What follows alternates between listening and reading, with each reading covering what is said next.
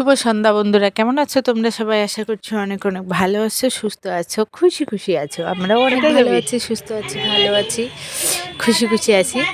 তো দেখো আমার ছেলে দুটো কি বলে সেটা আগে শোনো, তারপরে বাবা আমি তুমি কথা বলছি। হ্যাঁ তুমি সুন্দর কথা বলো। দেখো আমার ছোটটার কিন্তু ভীষণ বুদ্ধি। দেখো লাইটটা জ্বালিয়ে দেখবে।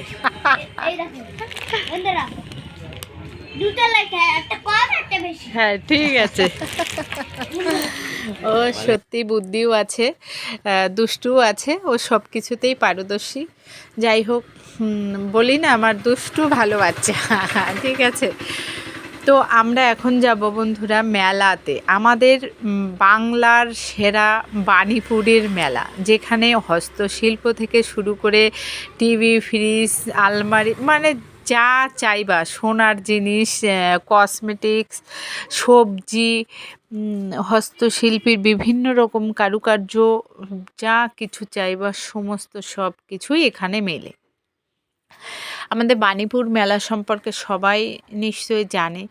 বিদেশ থেকে মানুষ আসে, বাংলাদেশ থেকে মানুষ আসে, মানে দেশ বিদেশ সব জায়গা থেকে এখানে মানুষরা আসে।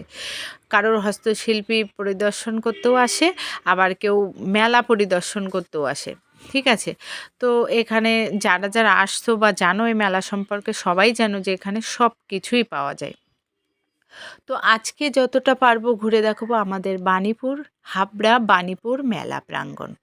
তো চলো বন্ধুরা, দেখতে থাকো আর সাথে থাকো, ভিডিওটা প্রথম থেকে শেষ পর্যন্ত স্কিপ না করে অবশ্যই দেখবে। আর দেখে যদি ভালো লাগে তবে একটা লাইক, একটা শেয়ার আর একটা সাবস্ক্রাইব করে দিয়ে পাশে থেকে যাও বন্ধু হয়ে। তো দেখো, আজকের ভিডিও ম্যান কিন্তু আমার বড় ছেলে। ঠিক আছে, আর দেখতেই পাচ্ছ আমরা আস্তে আস্তে গুটি গুটি পায়ে ছেলে, ছোট ছেলে তোমাদের দাদা ভাইয়ের সঙ্গে ছিল, হাত ধরে হাঁটছে। ঠিক আছে, সঙ্গে এসেছে ভাই, একটা ভাই, আর আমি, আমার দুই ছেলে, আর তোমাদের আর কি দাদা ভাই, আমরা এই চারজন এসেছি মেলা প্রাঙ্গণে। তো দেখো এখানে আর আর কি প্রচুর লম্বা হয়ে গেছে, তো আমি একটু দ্রুত করে দিয়েছি, ওই জন্য কিন্তু এরম লাগছে। ভিডিওটাও ভালোই করেছে। তো এখানে দেখো কৃষকের কষ্টের ফল, যেহেতু এই ফসলগুলো যারই হোক সে কৃষক, সে অনেক পরিশ্রম করে এগুলো ফুলিয়েছে, সেই সব জিনিসগুলো কিন্তু এখানে রাখা আছে। এমন কোনো সবজি বা ফল এমন কোনো কিছু নাই যে এখানে নাই, সব কিছু আছে। তো সেটাই তোমাদের সঙ্গে আমি শেয়ার করছি।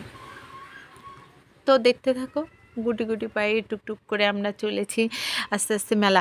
এই মেলাটা না পুরো একদিনে পরিদর্শন করা সত্যি সত্যি অসম্ভব। আমি মেন কথা, আমার বেশি ভিড় ভাট্টা এগুলো পছন্দ না। দেখো এই আলুটা কত বড়। এবার তারপরে তোমার কি বলবো, 9টার সময় আমরা পৌঁছেছি। তো 9টা থেকে 11টা পর্যন্ত এই 2 ঘন্টায় আমি পুরো হাঁপিয়ে গেছি, শুধু হাঁটতেই রয়েছি হাঁটতেই রয়েছি। কষ্ট হয়ে যায়, মনে হচ্ছে কোমর টোমর যন্ত্রণা হয়ে যাচ্ছে। আমি বলছি বাবা এবার বাড়ি চলো, আমি আর পারছি না। যাই হোক, অনেকে পারে, আমার সবার তো সব হ্যাবিট থাকে না, বা সবার সব জিনিসে আর কি পারদর্শীও থাকে না।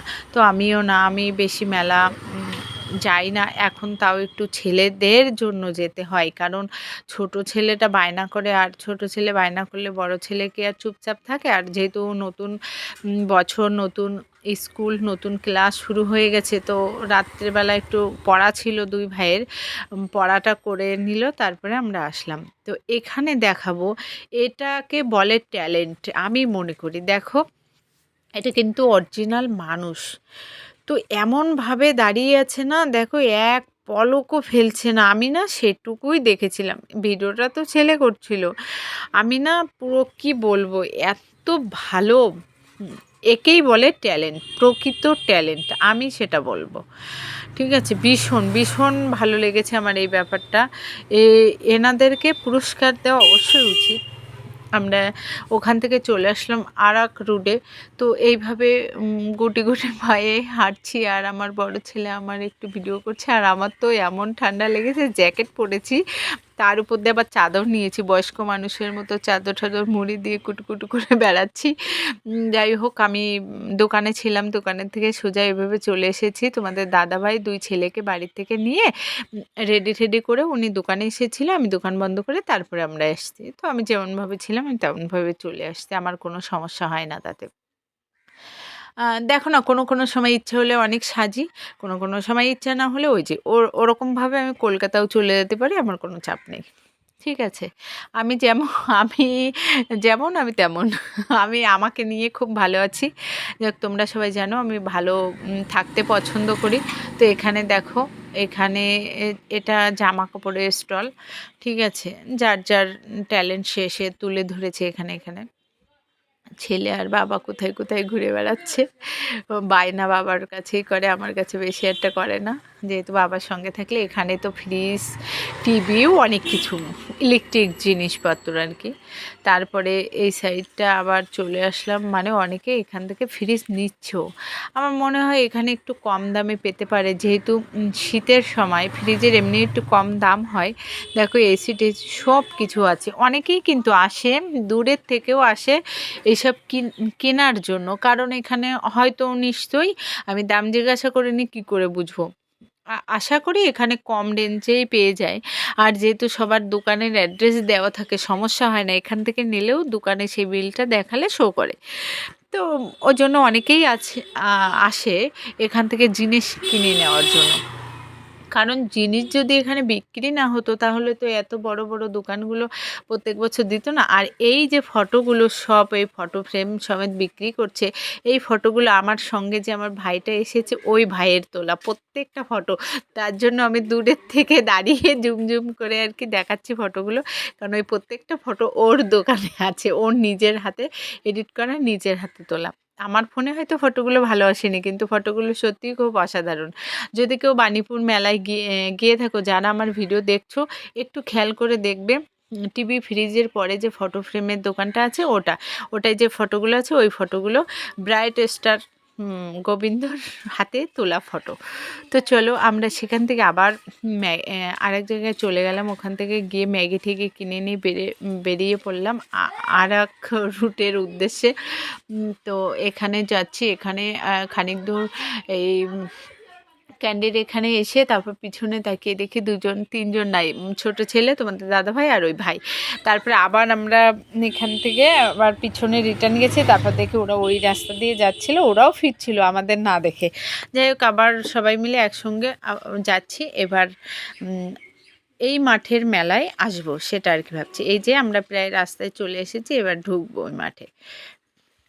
ঠিক আছে? তো এখানে ঢুকে পড়লাম। পুরো প্রথমেই তো খুব সুন্দর গ্যাস বেলুনগুলো তোমার হয়, মানে কি করে যেন বোতলে করে মাটিতে ভার মতো দিয়ে উপরে করে রাখছে গ্যাস বেলুনগুলো, দেখতে ভীষণ ভালো লাগছে। আর এটা দেখো ড্রোন, মনে যাচ্ছে না পুরো একদম সুইজারল্যান্ড বরফের ভিতরে। ওই যে ড্রোনটা শ্যাট করে ওইদিকে চলে গেল। এই দেখো ওই যে ভাইটা স্টল পেঁচিয়ে দাঁড়িয়ে রয়েছে, ওই ভাইটা আমাদের সঙ্গে গেছে। ওরও তো ঠান্ডা, আর এখানে হচ্ছে নৃত্য মানে নাচ আর কি। আর আমরা চলে আসলাম একটু নাচ টাচ দেখে খাবার দাবারের ওখানে, কারণ খেতে হবে। এবার পেয়েছে খিদে, অনেকক্ষণ চলে এসেছি। আর মেলায় আসবো সবাই, খাবো না এই কখনো হয় বলো? কখনোই সম্ভব না। মেলায় আসলে আগে খেতে হয়। মেলায় আসা কিসের জন্য? খাওয়ার জন্য। এটা কিন্তু আমি মানি। মেলায় যদি এত কষ্ট করে ঘুরবো তো খাবো না, এই কখনো হতে পারে? কখনোই সম্ভব না।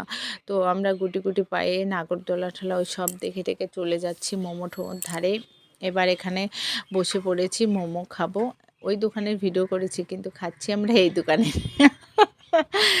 ঠিক আছে, ওই দোকানের দাম বেশি, এই দোকানের দাম কম। যাই হোক, আমরা সবাই মিলে মোমো টোমো খেয়ে পাশে না ঢাকাই পিঠে করে যাচ্ছে। আমার না লোভ হচ্ছিল যে একটু পিঠে খেয়ে আসি। তো আমি তোমাদের দাদাভাইকে বললাম নেবো, বলে নাও, তোমার ইচ্ছা হয়েছে খাবা না, খাও। তো আমি খাবো না। আমি বললাম ঠিক আছে, আমি একটা করে একটা পাটিসাপটা, একটা ওই যে ভাপা পিঠে নিলাম। ও বাবা কি বলবো, একদম বাজে। এরকম পিঠে আমি জীবনেও খাইনি। দেখে তো বেশ ভাল লাগছিল, সত্যি সত্যি লোভ লাগছিল যে খাই, কত ভাল লাগছে দেখতে। আমার বেশ ভালোই লাগে তোমার আর কি ইয়ে করতে, ঠিক আছে। ওই জন্য ভাবলাম খাই আমি। তো খেয়ে কি বলবো, একটা মানে পাটিসাপটাটা আমার বড় ছেলে আর আমি অনেক কষ্টে খেয়েছি, শেষ করেছি। আর ভাপা পিঠেটা ছেলে একটু মুখে দিয়েছে, আমি একটু মুখে দিয়েছি, লাস্টে কী করেছি, ফেলে দিয়েছি। এটাই আমার পরিণতি হয়েছে, 50 টাকা আমার জলে গেল। ঠিক আছে, তারপরে চলে আসলাম আমরা আর এক দোকানে। এখানে আবার অনেক কিছু আর কি বানানো হচ্ছে, আমাদেরকে দিয়েছে। এখানটায় আমরা অনেক কিছু খেয়েছিলাম। আর এই যে দিদিভাইরা এই স্টলটা দিয়েছে, এরা আমাদের চেনা জানা ছিল। আমাদের ফুলতলা বাজারে ব্যাংক আছে, বরোদা ব্যাংক, উনি সেই ব্যাংকে কাজ করে, এই যে ভাইটা। এবার তারপরে ওই দিদি স্টলটা দিয়েছিল, অনেক কিছু খেয়ে দিয়ে চলে আসলাম আমরা একটু সাজুগুজুর দোকানে। আমি দেখছিলাম যে আমাদের পুচকেটার জন্য কি কেনা যায়, তা আমার না আজকে কিছুই পছন্দ হচ্ছিল না। একটু ভালো কোয়ালিটির জিনিস না হলে ওর বেশ কী দেবো বুঝি না। আর একটু সুন্দর, কমসে কম দেখতে তো সুন্দর হতে হবে, তারপরে না নেব। পছন্দ হয়নি। তারপরে ভাবলাম কি ধুর, এমনি তো অন্য মানে বাজারের থেকে ভালো ভালো জিনিস কিনে দেওয়া হয়, তো এখান থেকে একটা রান্নাবাটির সেট নিয়ে যাই, আর ওই জিনিস দরকার হলে আমি বাজারের থেকে কিনে দেবো। তার জন্যই আমার আর কি করা হয়নি, আমি চলে যাচ্ছি। তো এইখান দিয়ে দেখো এটা নিয়ে নিলাম। তারপরে বাড়ি নিয়ে চলে আসলাম। তারপরে পুচকেটা খেললো, দেখো এখানে বাসনপত্র কি না নেয় এই মেলায়। সবাই চলে আসো আমাদের বাণীপুর মেলায়, সবার অবশ্যই ভালো লাগবে। ভালো লাগলে তো কেনাকাটাও করতে পারবে। আর প্রচুর প্রচুর জিনিস আছে, এমন কিছু নাই যে আমাদের বাণীপুর মেলায় পাওয়া যায় না। যাই হোক, তোমরা সবাই চ্যানেলটাকে সাবস্ক্রাইব করে দিয়ে পাশে থেকে যেও বন্ধু হয়ে। আর এখানে দেখো ওই যে নাগরদোলা ঘুরছে, কত কিছু খাবার দাবার, অনেক কিছু দেখতে দেখতে খেতে খেতে আমরা গুটি গুটি পায়ে আস্তে আস্তে এবার বাড়ির দিকে যাব। তো বাড়ির দিকে রওনা দিলেও কি মেলায় কেমন বলো তো, এখানে একটু দাঁড়ানো হয়, ওখানে একটু দাঁড়ানো হয়, এই করতে করতে আর কি আমরা চলছি। এটা দেখে তো আমার ছোট ছেলে একটু মনের ভিতরে লাড্ডু ফুটছে যে মনে হয় আমার মা এখানে উঠাবে, কিন্তু মা তো কিপটে আছে, মা তো উঠাবে না। এখান থেকে চলে গেলাম আর এক রুটে। তো আস্তে আস্তে ওখানে আবার গান টান হচ্ছে, সেগুলো আবার একটুখানি শুনবো, শুনে ঠুনে আস্তে ধীরে 11টা 11:30 বাজতে গেছে, বাড়ির দিকে রওনা দেবো। তো এখানে ভালো ভালো মানে শিল্পীরা উঠেছিল, ওরা গান টান করছে। তো আমরা একটুখানি শুনে, লোকজন দেখে, পরিদর্শন করে চলে যাব বাড়ির দিকে। এই যে তোমাদের দাদা ভাই দাঁড়িয়ে আছে, প্রচুর লোক ছিল, ঠিক আছে। এমন একটা গান শুরু করেছে ছেলেটা, সব লোকগুলো একবারে মানে 1 সেকেন্ডের ভিতরে উঠে চলে গেল। তো সবাই চলে আসো বাণীপুর মেলা, ঘুরে দেখো, পরিদর্শন করলে অবশ্যই ভালো লাগবে। দেখা হবে পরে ভিডিওটা।